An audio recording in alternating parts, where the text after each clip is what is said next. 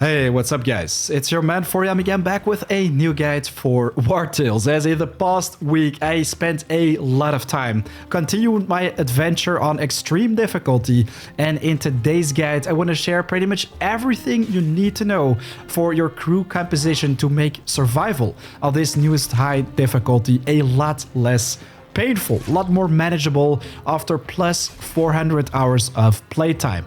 My hands-down favorite character specializations and recommended crew size, including the best professions in the game. This guide will have it all, so let's get right to it. Before we get started, I quickly want to say that I decided to split the guide in two pieces because it turned out to be longer than expected. In part 1 today, we're going to talk about my current crew composition, recommended crew size, all the skills, weapons and armor you want to focus on to make Extreme a lot more manageable. In part 2, which is coming up next, we're going to talk about all the knowledge, path upgrades, everything essential basically. The guide split in two pieces is going to make it a lot easier for you to focus on all different aspects talked about, especially because I'm going to include timestamps in the description. So let's get down to business. Alright, so here we are in Tiltron County, month 6, day 15 on Extreme Difficulty and counting. If we quickly open up the map, you can see that I've done a lot of exploration in the past couple days. Only did the mere basics and a lot of free roaming to keep all the big stuff for later, so I can include those in future guides.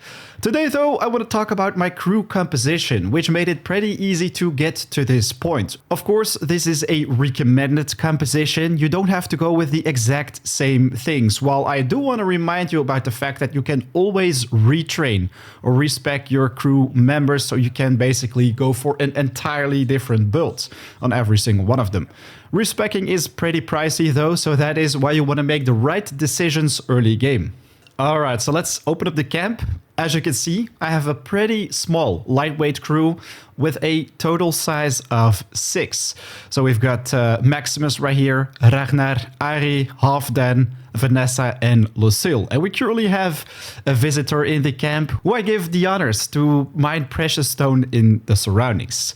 One of the most important things you need to know about your crew size is that the bigger it is, the bigger the enemy squads will be as well. So for my average of 6 crew members, I also have to fight 6 to, let's say, 8. Sometimes it's like 20 to 25% more, while if you have a crew of 20, you might have to fight up to 25 enemies in one encounter, which can take a pretty long time. But also another big downside is that you have to provide food for every single crew member, repair all the damage done, but even worse, farm gear for every single one of them to have the perfect build you're aiming for. What's also worth mentioning is that your horses will not count to the enemy crew size, let's say. So you can have as many horses as you like. They will not make enemy packs any bigger, while they do give you a lot of extra carrying capacity with the right upgrades. So that is something awesome to focus on. A smaller crew also has some minor downsides. For example, you won't be able to pick up every single profession in the game. This is something we're going to cover towards the end of the video though, as I can assure you, you will only need 6. So first off, we have our tanks. I have a main tank and an off-tank. Our main tank, Maximus. This is a level 7 destroyer cook. Definitely recommend you to give cook to the main tank because this will give you plus constitution, which adds up a lot to your maximum HP, as you can see right here. And yeah, this gives us a total of almost 200 guard and 106 HP in combination with all the rest. I'm not really going to focus too much on the equipment, as I'm constantly swapping this, really depending on what kind of loot I find. But what I think is a pretty nice accessory is the leather straps, because this will give you increased guard every time when you're engaged in combat. Also have the salt scoop, because this will give me extra salt when resting and assigned to the cook pot. I mean, that's nice for a cook. But the temporary armor I have is a bandit heater shield. Awesome if you're basically standing in the front line, blocking those arrows. They will only tickle you, so that's pretty nice. While I have this Paladin's Segmenta right here with a lot of extra guards, armor, critical hit and willpower. Guys, it's super important to get that willpower to 15 as quick as possible, because if your characters die with lower amounts, they will instantly get erased from your save. So you want to make sure that you'll be able to revive them during combat. Let's quickly check out my aptitude points and specialization. So from level 1, this guy was a brute. So a one-handed mace, one-handed shield, upgraded to a destroyer at level 2, because then it can wield heavy armor. Very important. What I really like about Destroyer is that it also comes with Weakening Blow, allows you to weaken enemies for 3 rounds. This is awesome if you engage combat with like heavy damage dealers, two-handed axe, two-handed sword guys, and rangers or even bosses. They will basically tickle you, not deal too much damage, which is pretty important on extreme difficulty. On level 3, you want to take Valorous Duel, because this is awesome to build up your Valor points. Every time when this dude engages combat, I will get one of those, while if you boost that with some other abilities, you can double the amount. On level 5, if you want to go with a defensive super tanky approach, I think Opportunism is awesome, because this will further reduce your damage when you're basically close to enemies, while I like to go with the Armor Breaker, because this increases your damage against characters with armor. This is a guide for level 5 to 6. I mean, level 8, 10, and 12 upgrades are very late game, but we can definitely talk about this in future videos. So you can see that I spent a lot of points in both strength and constitution. Be sure to upgrade your movement to 12 or 14, because tanks do need a little bit of movement, as your equipment will weigh you down. But you can make your characters a little bit more agile by adding the run ability later game. We're going to talk about First Aid, Run, Wrath, and Taunt a little bit later in this video. Well, Taunt is the essential one for you to pick up early, as it only costs 1 Valor point on Extreme. You can see that all the rest right here costs 2, while you basically get 1 back for free. I mean, every time when you engage combat with an enemy, you will have this Valorous Duel. So if you say destroy something, you just run to a next target, do the Taunt, and you will get a free Valor point. It's especially important if you want to force engage combat with enemies, so you can basically capture them. Turn them in the prison for some bonus coin. The helmet is temporary. I mean, it's pretty decent if I get supported. It's immune to all types of damage, while I absolutely love to have that poison helmet from the bandits. Every time when they attack you, they will get 1 stack of poison, so they will take a lot of damage over time. The Bec de Corbin right here is pretty trash, but once again, temporary item. Anyways, let's focus on my Off-Tank, Ragnar. This is my big damage dealer, with also a sword and shield, so pretty tanky, while it can hit like a truck.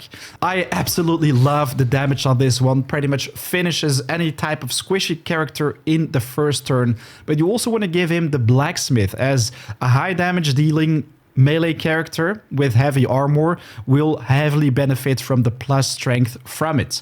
So it has 42 strength, a nice amount of constitution, and a similar movement. 14 as base value, -2 of the equipment. If you're focusing on some layers, I think Reinforced Layer of the Stack is awesome, because it will give you plus strength, plus guard. All the gear right here is crafted, but it's essential for me to replace it as quick as possible. So right here, Deflection reduces the next attack by 70%, the Ghost Gladius. I really like this one. So every time when my character attacks, I have a 50% chance to apply bleeding. Bleeding is so nice against heavy armored targets, because they will basically lose 20% of their maximum HP at the end of the turn. And if you combine this with some poison stacks, with some burning, they will go down before you know it. While I also have Swage right here, chance to create an item of superior quality, because it's the Blacksmith, and also the Mustard Tonic. Every time this unit takes damage, they will return the damage, while you can definitely go with something better right here. Anyways, the specialization. So on level 1, this guy was a swordsman. I absolutely love the fighter specialization right here, which gives you heavy armor, but the destabilizing strike, boy oh boy, it allows you to literally kick your enemies to their graves, especially if they already have vulnerability applications. The better option would probably be Protector, because this can give your characters minus 30% damage in the area. So go with something like this if you want to go for a safe approach, while for aggressive play, this right here is awesome. I mean, I just run towards an enemy, destabilize, kick him, reduce the guard to 0, do my basic attack, then do the Wrath, instantly finish off, let's say, a ranger or an archer. And of course, this will also give you a Valor point, because of the Valorous Duel on level 5 counter attack. Man, this one is so nice in combination with the Alizarian Heater Shield, which also gives you the riposte, so you can do many attacks of opportunity. Unfortunately, I wasn't able to find it just yet. 8, 10, and 12, we're going to talk about these later. But yeah, this is basically my Off-Tank. It really packs a punch, while it can also negate quite some damage if you need it in the front line. Next up, we have my archers, which I heavily rely on during every single encounter, as they are amazing at hitting like a truck, instantly erasing scary enemies from the battlefield, or even more important, zoning out the ones which are almost impossible to break quickly. The first character right here is my Ari the Miser. It's my second, or actually the first lieutenant, but she is a fisherman or angler, which basically gives me increased critical hit, but also willpower. This is your third essential profession, as it makes food management so much less troublesome on extreme difficulty. I mean, you'll be able to pick up free food almost everywhere. The passive stats are pretty awesome as well, so you can quickly get to that 15 willpower. It's a pretty squishy target with light armor, so if it gets down during combat, you'll be able to save it in no time. This build is pretty close to being finished. While I do want to swap out a couple items, I'm very happy with how it works right now. So I found 2 of these Trapper headbands placed on both my archers, which increase your range by 1. Increase your willpower, so they can be downed pretty easy. I also have light feathers on both of them to increase their range even further, while for my angler, I have this chum, so I can fish an additional fish when doing so. I'm still working on my armor layers, but these have the reinforced layer of the Falcon, which basically adds plus dex and plus critical hits, so you can further increase the damage and critical strike chance of your characters. Also have a pretty basic bow right here, just for high base damage, high critical hit, with also the sharpening oil, which increases your critical hit by another 10%. If you can permanently critical hit your enemies to their graves, combat is gonna be solved so much faster. But yeah, let's check out the specialization. So on both my archers, I go with the Valorous Support, as if you end your turn near an ally, you will get that free Valor points. You can also go with something like the Valorous Victory, but this is something I like to give to my rangers. More about that in a second. On level 3, you want to take the Hunter. This is a literal no-brainer ability in my opinion, because this allows you to finish off weaker enemies or zone out those stronger ones which you won't be able to take out. Trust me guys, on extreme difficulty it can sometimes be a survival game. Focus on hitting and running away from those beefy enemies. Take them out over a longer term with damage over time effects like bleeding, burning, and poison. On level 5, this is a pretty difficult one. There is a bow which allows you to hit twice if you crit an enemy. This is a combo which I absolutely love, for which you're going to need the precision. The next attack will apply vulnerability that will give a critical hit, so you can hit twice if that's 2 crits in 1 turn. Wow, that's going to be awesome. While if you have a high crit chance, reinforced arrows can also be amazing, because then you will guarantee apply that bleeding, which makes tanky enemies lose a lot of HP. I currently have 43%, so yeah, with your archers, focus on upgrading your dexterity, your critical hit, and a little bit of movement. I think 16 is perfect. My second archer, Halfdan, is a little bit different. And that is because I kind of like to go with burning AoE damage. Not only to make areas visible in darkness, but also to deal with big packs of rats. So this guy right here comes with the Alchemist profession, the 4th essential profession you want to pick up. It also gives you plus dexterity the more you level it up, so awesome for your archers. I found this bow, so don't worry too much about the protection oil, but as you can see right here, this is a bow with a flaming arrow skill, so it deals a nice amount of AoE damage Combine that with bleeding and a little bit of poison. Wow, you can practically insta-kill very beefy targets. Anyways, if we click on the specialization, it also comes with a Valorous support to finish off those squishy targets, knock back the scary ones, which are difficult to take out, and also the precision or, of course, alternatively reinforced arrows. Because this is my alchemist, I go with the herbarium right here, so I have a chance to retrieve parts when using the alchemy skill. Awesome one to craft at, of course, the alchemy table. Also the light feathers and the helmet for increased range. An absolute no-brainer first ability for your archers would be aim, because on extreme it also only costs 1 instead of 2 of those valor points, and it will double your range. Not only that, but it also increases your accuracy, so you can safely use your recoil shot to knock back enemies or finish them off in the backline.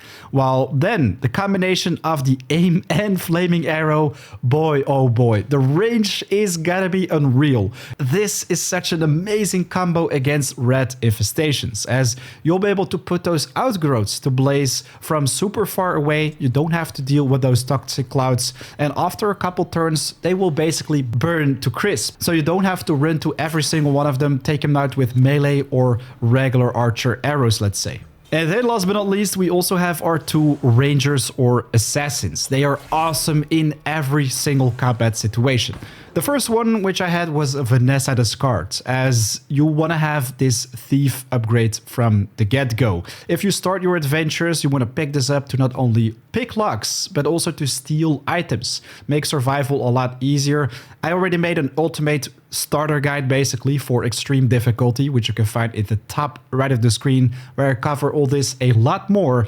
But yeah, thief increases your dexterity, increases your critical hit, so awesome to have for rangers to scale up that damage and your crit chance. The weapon which I use is a ringleader dagger, so it can deal area of effect damage, apply poison to multiple enemies. This also creates a cloud of poison on the floor, so if you tactically use this, when enemies cross it, they will get those stacks applied, lose a lot of HP over time. Armor is not very important, you just want to focus on crit, movement. Because it's my thief, I also have the handkerchief right here, so I have a chance that the stolen items may not be considered stolen. Pretty awesome if you're a thief, right? And also increased critical hit with the stilettos. One of my absolute favorite items for thieves would be the torch. Not only does this give you vision and of course light to explore the tomb of the ancients, but more importantly, it passively increases your critical hit chance by 3 and also the torch strike skill. Guys, this is a free skill which you can use to attack multiple enemies, set them ablaze, which is awesome to take out bigger packs of rats, let's say, as they will burn to death so much faster. They're vulnerable to it, while, I don't know, it's a really nice one to finish off enemies with which you can generate valor points. I mean, if we quickly check out my specialization right here, Valorous Victory. Every time this unit kills an enemy, you will gain valor points. If you take out multiple enemies or multiple rats, if you combine that with a tactical order to generate twice as much valor, wow, it's gotta be awesome. On level 3, I choose Poisoner because it applies 4 poisons to all the units in the area. And this is a pretty big splash area, but guys, trust me, 4 poisons is insane. You can quickly build up 8 to 10 poison and one-shot bears with it. I kid you not.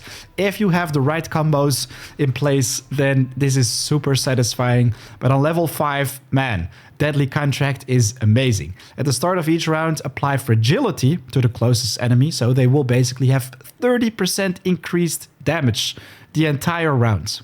You can purchase some books to make these even more powerful with skill mastery. For the sake of this video, I'm gonna quickly buy, or well, let's not buy, let's just steal one of these books. Ooh, that's our suspicion going to 3. But yeah, we now have 5 mastery skills, something you want to do at all times if your suspicion meter is low. And now we can basically upgrade these. So improve the skill, now it will apply fragility to 2 of your closest enemies. If you upgrade your Poison Vial, you can even apply vulnerability to all those who are already poisoned, guys. This is madness. Anyways, back in the camp, we also have Lucille, my 6th character with the 6th essential profession in my opinion, the Tinkerer. Plus increased critical strike chance, an amazing one for both archers and rangers. We also have the Stiletto for further increased critical hit chance, and another ringleader dagger, so also area of effect damage with poison applications, and a torch for also area of effect damage, increased critical hits chance passively, the torch strike skill, etc. So the reason why we go with the torch, the regular one, and not the looter's torch is because the looter's torch can throw in a pretty small radius, which only applies the burning, but it doesn't deal any damage. For both my archers and rangers, by the way, always focus on upgrading their both dexterity and critical hit chance. Focus a little bit on movement speed as well to have like a base value of 16 to 18. But this one also comes with a valorous victory because we can hit multiple enemies, finish those off with those different abilities. And instead of the poison vials, I go with strategies right here. This is another essential ability, in my opinion, to disengage from enemies. You can just throw this one on the ground. All your characters will perform an attack of opportunity. And especially for archers or squishier targets, this is a very nice one to disengage from enemy tanks who basically got the chance to engage in combat with them. On level 5, we have the Deadly Contract. You know what, let's just quickly upgrade this one right here. I don't really think you should upgrade the smoke screen as it will knock back your enemies, can make up for some pretty weird situations, which makes you kind of lose control during combat. Not very interesting. Now you're probably wondering which 4 characters did you start off with. I cover that in my Ultimate Extreme guide, but you want to have one Brute basically to upgrade to Destroyer, your main tank, cook from the beginning. Your Swordsman, which you also want to give a sword and a shield, so a one-hander and a little bit of tankiness.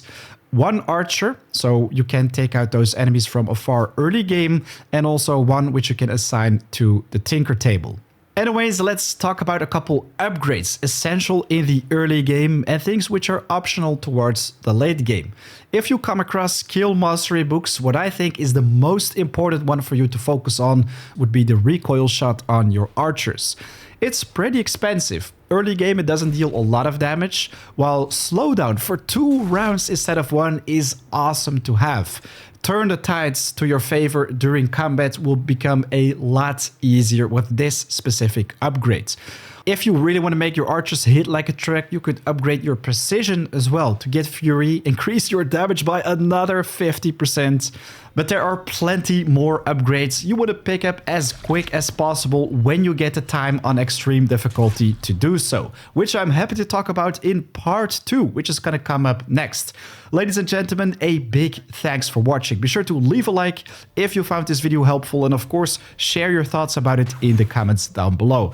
I am super curious which characters or specializations you absolutely love in Wartales.